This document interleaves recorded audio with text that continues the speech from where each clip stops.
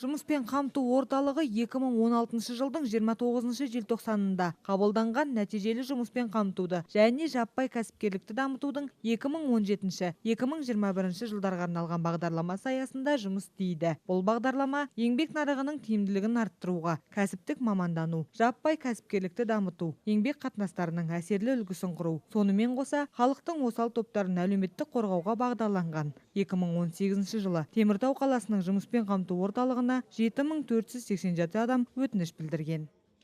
2017 жыл мен 2018 жылды салыстырғанда, 2018 жылы жұмысқа орналастырғандар саны едәуір жоғарылады.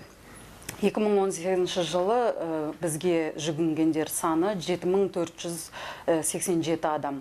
Оның ішінде 6662 адам жұмысқа орналасты. Бүгінгі күні жұмыссыз ретінде тіркелген адамдар саны 564-ке ұласады. Естеріңізде болса, 2018 жылдың қазан айында Қазақстан халқына жыл сайынғы жолдауында елбасы Қазақстан азаматтарының ең төменгі жалақысын 1,5 есе 28-ден 42 мың теңгеге дейін көтеруді тапсырды. Жалпы жалақының ең төменгі деңгейінің артуы экономиканың барлық секторларында төмен жалақы алатын 1,3 миллион адамға жалақы көлемінің ұлғаюына әкелді. 2018 жылы жүгінгендер қатарынан жастар практикасына 103 адам жолданды, қоғамдық жұмысқа 868 адам жолданды, әлеуметтік жұмыс орындарына 62 адам жолданды, және де қысқа мерзімді оқуға 569 адам жолданды. Оның ішінде 409-ы бүгінгі күні аяқтады оқуларын. Жастар практикасына колледждерден немесе жоғарғы оқу орындарын бітірген түлектер қатыса алады. Бастапқы тәжірибе алу үшін.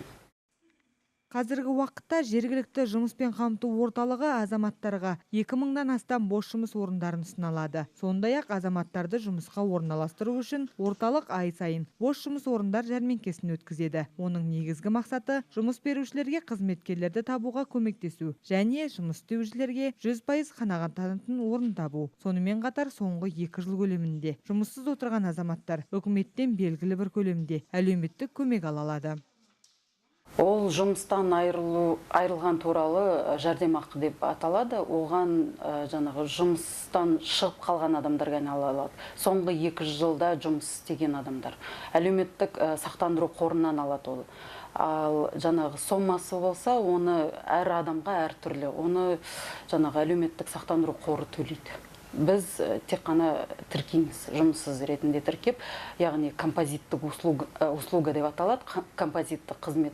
Сол арқылы арғарай ГЦВП дейді ғой, солар арғарай тағайындайды.